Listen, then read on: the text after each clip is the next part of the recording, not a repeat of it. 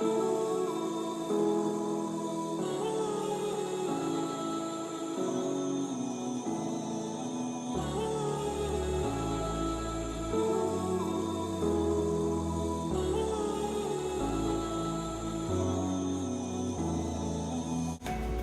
guys, welcome again to this vlog.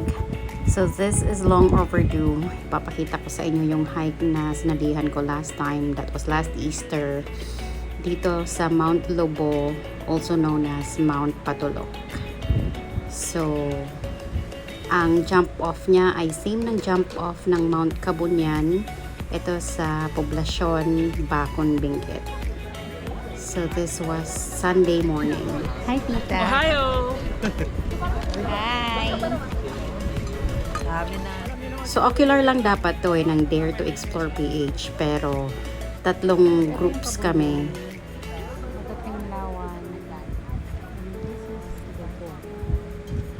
Ayan, so that was the Bacon Trio. Okay, time check 7 a.m.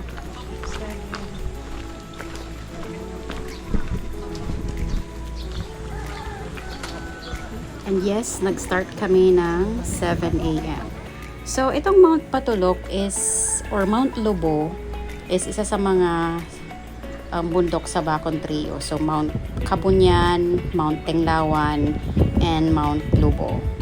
So, kung napanood nyo na yung mga vlogs ko before,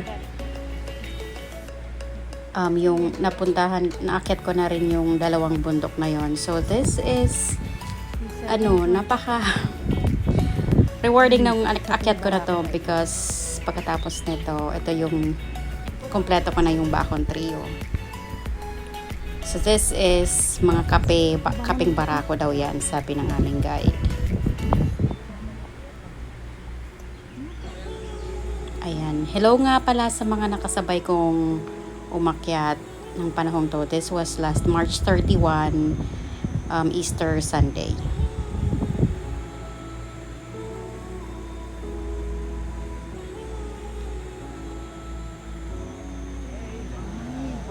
Ayan si Tita Presi. Hi Tita Presi!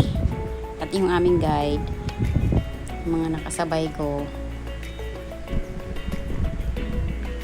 Ay, medyo mainit. And thank you pala sa pagkuha nito, Francis. Hi Francis! Shout out pala sa'yo, Francis. Thank you sa drone shots mo, Francis. Thank you. So yung opening video netong vlog is galing po yun kay Francis. Hi Francis, salamat sa pagbigay ng drone shots mo. So makikita nyo guys, yung mga grass is color brown na siya. This is because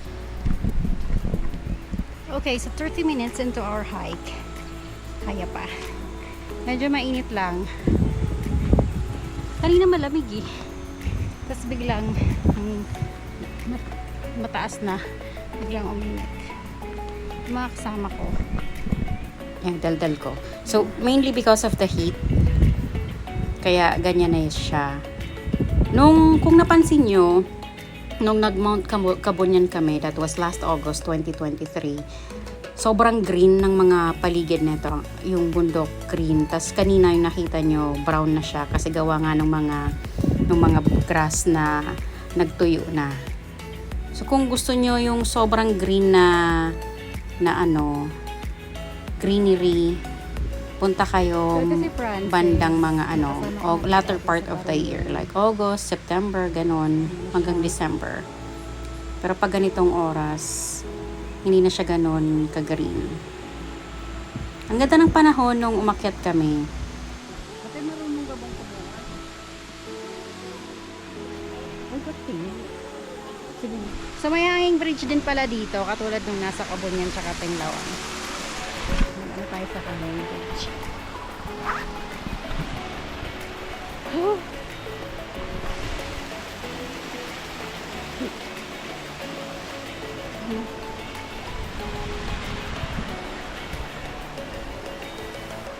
Kulit ni apo niya.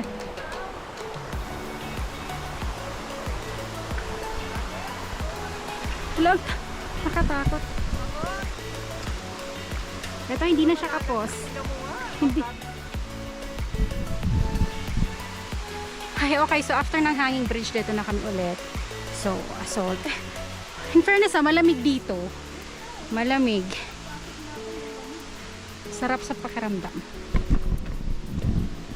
Yung stida. Tapos tingnan mo to. Brown na yung kulay niya. Hindi na siya green kasi gawa nga ng summer. May mga mossy forest kaming madadaanan dito. At ang gaganda. Medyo mahabang lakaran, so it took us 4 hours para maglakad sa papuntang summit. So this is Francis. Nakasabay ko to nung una sa Abra and si Tita Presi. Parati ko siya nakakasabay umakyat. Lodi ko yan eh. Hi Tita Presi. So guys, say hi to Francis. Francis, bakit ka namumundok? Stress sa office eh. Ito yung stress reliever mo. Yeah. Okay. Yan, interview muna kay Francis. Napapansin ko lang sa mga sa mga natatanong ko kung bakit sila namumundok. Ang unang sinasabi is stress sa office or gustong makawala sa stress. Pero kung mapapansin nyo, hindi kayo mawawala ng stress dito kasi nga namumundok ka, napapagod. Pero kung namumundok ka rin, may kakaibang feeling kang nararamdaman. There's peace somewhere between this na kahit napapagod ka, pinagpapawisan ka, 8 oras kang maglalakad every weekend. Pero hindi ko ma-explain pa pakiramdam eh. There's peace in this. Ito yung pahinga namin. So yun, it's for you to find out kung gusto mo rin. So assault ulit na mag-hike. Ang dami kong inaaya ng mga office mates na mag-hike pero ayaw nila. Tapos sana may maana ako. May ma-invite din kahit isa. So yun na nga. So after that na mag-take 5, dire-diretso kami. Ang daming pa-assault sa bundok na to. Guys, hindi to pang beginner hike to eh. For overnight lang to. Pero madaming assault. And ito yung sinasabi ko, ang daming mga mossy forest na madadaanan. Kaya ang ganda. May mga part din dito na kahit na tirik yung araw is malamig yung hangin. Kaya I'd highly recommend din na kung this month kasi March, April and May, yan eh, summer yan eh. Kaya sobrang init sa Pilipinas. Alam nyo naman yung may free trial tayo parate kay Taning. Kaya kung gusto nyong umakyat ng bundok during this month, ang nire-recommend ko is Benguet. Ang dami sa Benguet eh, sa Ulap, sa Pulag, Ugo, yung Bakon Trio, bukas naman na sila lahat. And by the way, itong Lubo pala, kakabukas lang daw, sabi ng So yan po ng yung guide Tenglawan. So, yun yung Tenglawan. Ganda. Ayan, so kaming tatlo dito yung magkakasama. Naunahan na kami ng guide namin or may inuunahan na namin sila. Kasi yung guide namin pina-prioritize niya yung mga first time hikers. So may mga kasama kaming mga first time hikers dito, Mother Mountain nila to. So ang pacing namin dito is sakto lang, hindi kami nagmamadali kasi ini-enjoy namin yung view. Ayan. May mga part na kaming tatlo na lang talaga, hindi na namin naririnig kung may nasa unahan pa ba kami or kung nasaan na yung guide namin, yung mga nasa likuran namin, hindi na namin naririnig. So, dire-diretso lang. Easy trail naman to, may mga trail signs kung saan kayo pupunta, kaya ang ganda. Okay, time check. 9:22 AM. 9:22, medyo mahabang lakaran pala to. Sabi ni Francis na umay na daw siya. So, na diyang umuwi. So, ito, assault ulit. Ayan. Naamoy mo dito yung yung ng kape. Kape ba? Opo. So, yun na nga. Magandang trail to kasi malilim. Pero sa latter part nito, medyo may open trail kami. Kaya ini-enjoy muna namin dito. Yun nga yung kanina naamoy namin yung ano ng kape. So another Mossy Forest dito. Pictures kami dyan. Sa Tenglawan meron rin ganito eh. Ayan.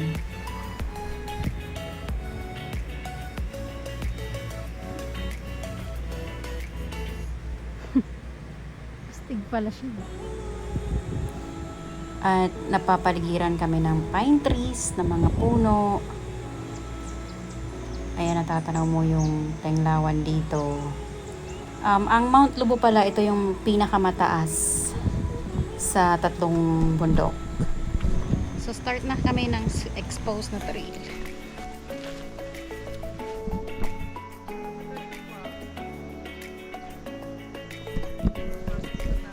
So, guys, kung aakyat kayo dito, the usual, sunblock, tapos, sleeves. Mainit. Init na pala dito banda, oh.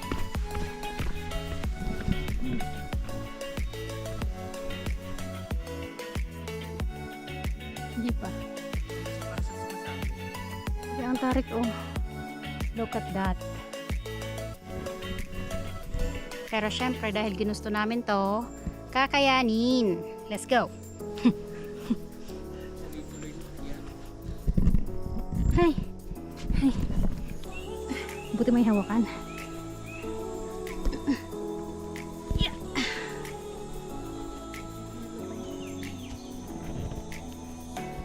So, update.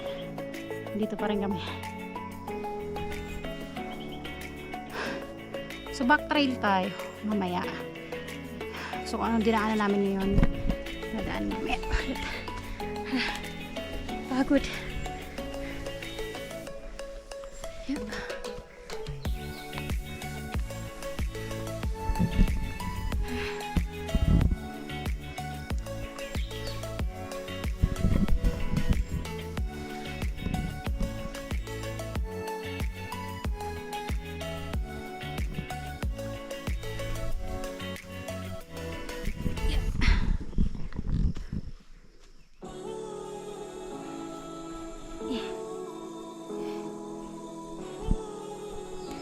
Ayun, assault ulit. Surprise, surprise. Akala namin tapos na yung assault. Eh, pero mapato dito, oh. Medyo madulas.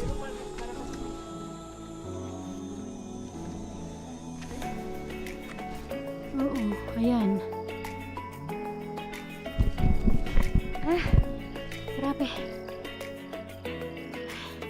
Assault pa rin.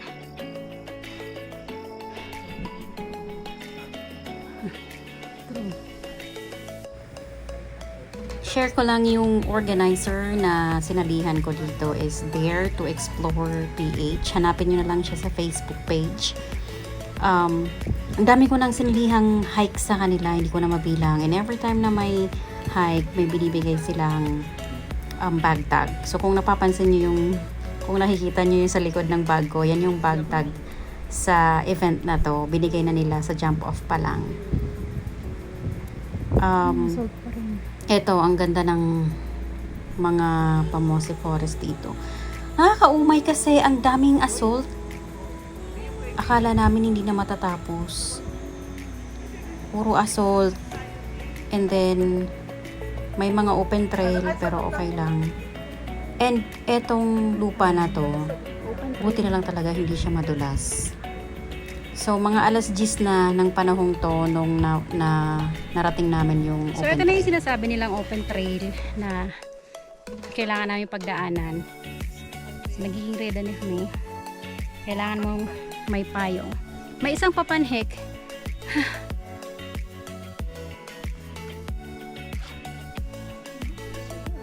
So, guys, time check, 10:15 AM. Dito na kami sa open trail. So, eto siya. 'Di ba? Sobrang init. Etong lupa dito, buti na lang hindi siya madulas. Uy. Maganda dito kung may dala kang payong. So, ito na siya. Uy, ang ganda. Uy, ang ganda oh. Ang tanong yung Tenglawan.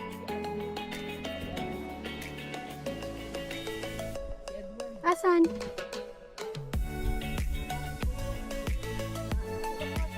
Andun!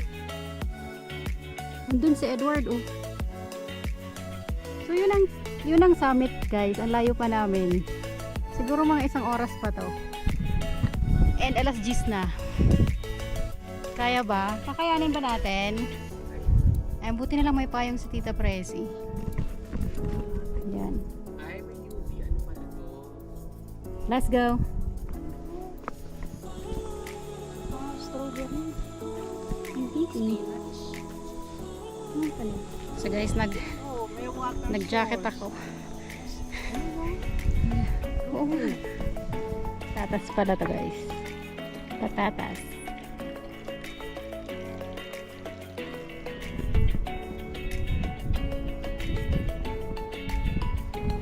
Dito. So hindi namin alam kung saan pupunta. Kasi ito may pababa. Ah, dito may paakyat. Oh, may trail sign, no? So yan, dito kami. Ang galing. Yan ang trail sign, guys. Napaka-importante sa isang hike na marunong kang magbasa ng mga trail signs. So yun nga, dalawa yung signs kanina. So dito kami sa may left side kasi may trail sign doon. And sa bandang to, naamoy namin yung Open trail. yung fertilizer, yung mga fertilizers na ginagamit ng mga farmers natin. Kaya kung napapansin nyo, may mga mga langaw or may mga insekto dito sa camera minsan. I decided na mag-shorts sa hike na to, pero kung gusto nyo lesson learned lang, magdala kayo ng mga off lotion, yung mga bug spray, ganon. Buti na lang may mga trail signs. Buti na lang walang talahib sa hike na to, kasi kung matalahib, wala na, puro na tayo sugat.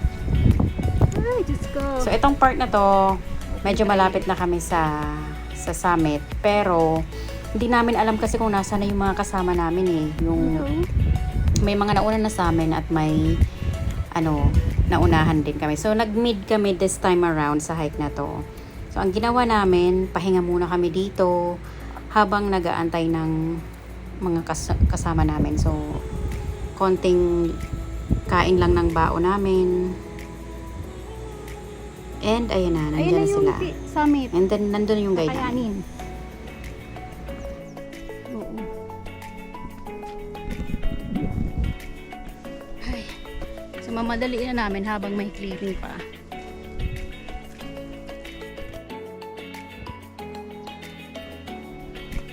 Ay, ka lang, masipag ka lang, mabubuhay ka dito.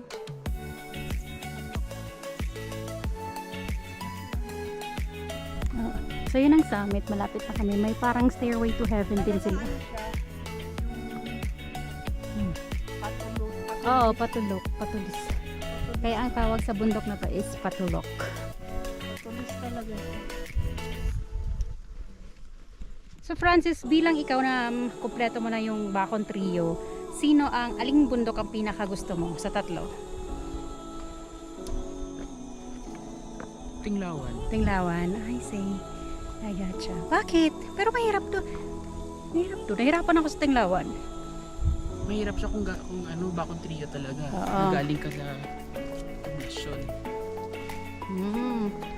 Ikaw pa nahirapan? Opo, di ba na? Ano? Ikaw tita, saan ang pinakamag... Tawag din ako. Tinglawan ka din. Oo. Mas nahirapan ako sa Kabunyan. Kabunya nahirapan ako, promise. Oo.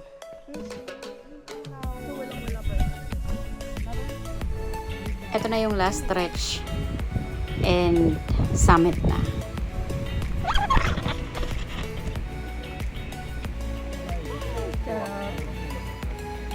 So I guess this was mga 11 AM na to na narating namin yung summit.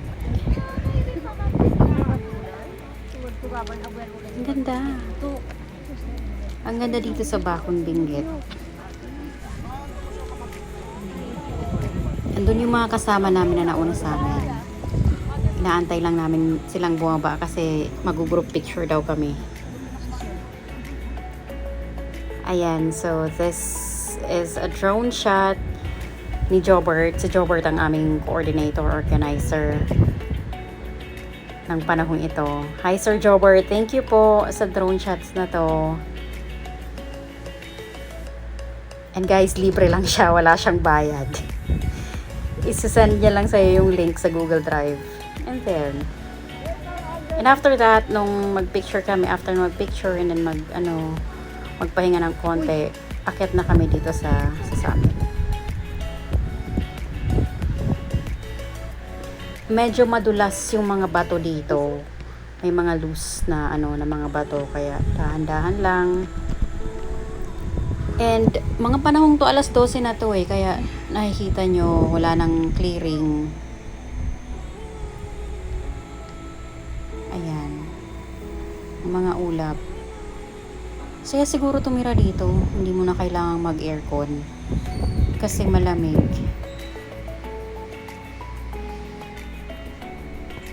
Ang ganda tanaw mo ang mga bundok sa Benguet.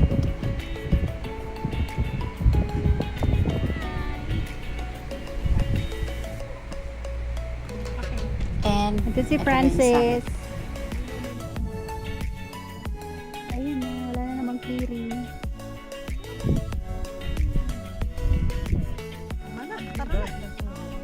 Ito ang aming koor organizer. Hi! Ayan, siya po ang namin sa Dare to Explore PH. Guys, so time check. Wait lang. Time check 11:57 AM. Pababa na kami dun sa may sign. So ito yung unit niya. Walang clearing, of course.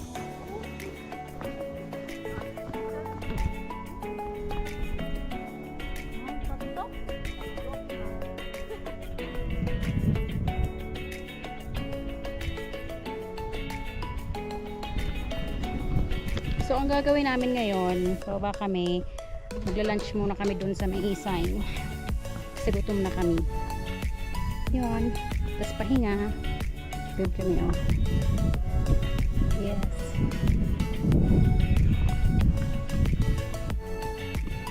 Si Francis na iwan sa taas kasi magdo-drone shots daw muna siya.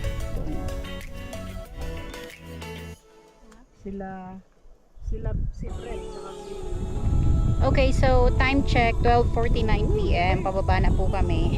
At bumaba na yung ulap din. Ang lamig! Uy, Lord! Ito yung sitwasyon dito. Look at that. Yarn. Ang ganda.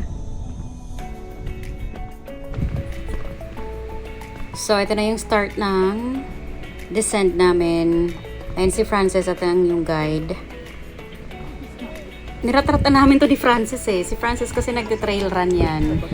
Tinry ko siyang sabayan ng mga 15 minutes pero hindi ko kinaya kasi sobrang bilis. Grabe ka, Francis.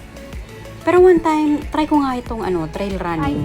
Kaya lang, dapat talaga yung mo dito, yung sapatos or yung sandals mo is madaming spike. Napaka-safe din na mag-trail run dito, guys. Kahit na ganyan yan, madulas, medyo madulas. Pero, safe siya. Yan. Sa mga panahong to, iniwanan na ako ni Francis Mabilis kasi siya. Tinakbo niya to hanggang sa pababa. Ito yung mga assault kanina. Ngayon, puro na siya pababa. Kaya, ang problema mo lang dito is yung control tsaka yung tuhod mo. Tas, naabutan ko si Francis dito banda.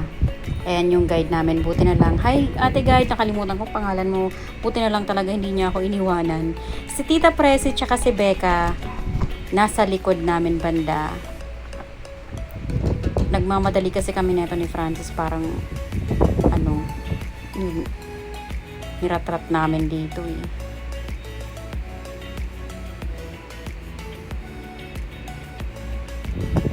Ayan, so back trail to. Guys, ayan si Francis. Ayan o, feeling trail runner yan. And after the pahinga, may waiting shed sa bandang dito. Bandang part na to. And then after that, takbo ulit. Pero, hinayaan ko na si Francis na tumakbo. Bahala na siya sa buhay niya. Mag-isa na ako dito. At itong mga nakasama ko, ibang group to eh. Sinamahan ko na lang. Ito yung group ng mga Disney princess and main characters. Hello girls! Nakalimutan ko pangalan nyo. Hi! Sana makita nyo tong vlog na to. At sana makasama ko ulit kayo sa next hike ninyo. Grabe, nakakatuwa kayo.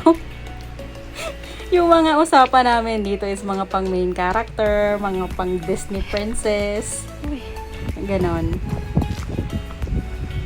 Nakakatuwa na may makilala ka sa hike na parang first time nyo magkita. And then, parang after nun, parang magkakakilala na kayo.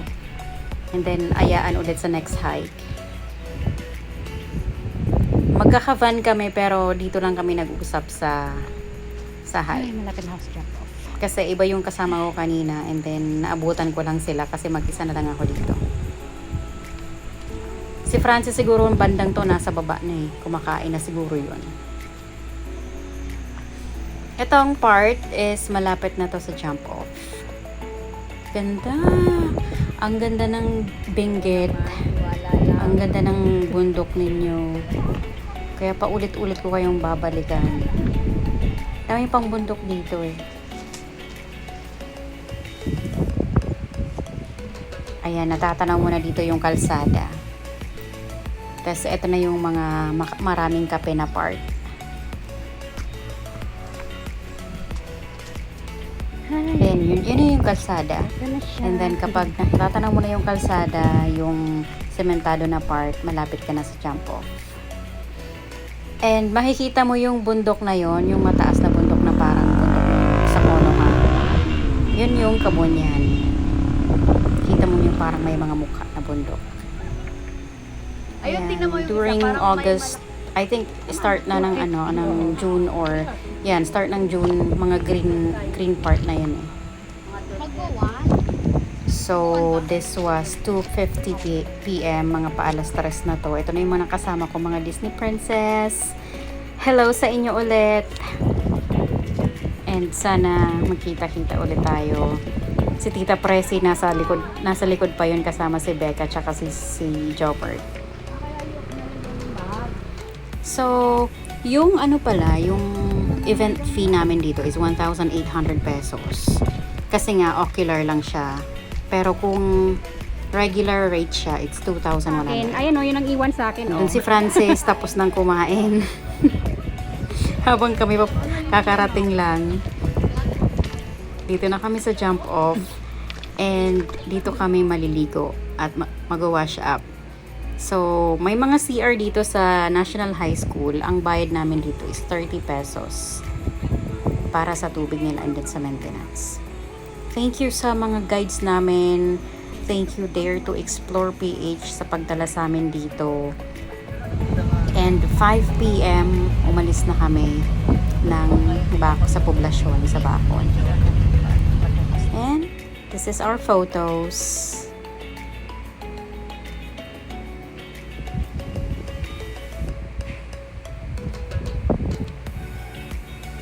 Yung biyahe pa uwi, hindi ko na namalayan kasi tulog na kaming lahat doon. Namalayan ko na lang nasa Baguio na kami and nag-stop over kami dito sa Man Cafe restaurant para mag-dinner. And then after that, biyahe ulit. Nakauwi ako bandang alas 3 na ng madaling araw sa bahay. Thank you, Bacon. Ang ganda-ganda mo. Babalikan ko ang mga bundok dyan. And see you next ahon, guys. Thank you. Sana nag-enjoy kayo dito sa hike na to.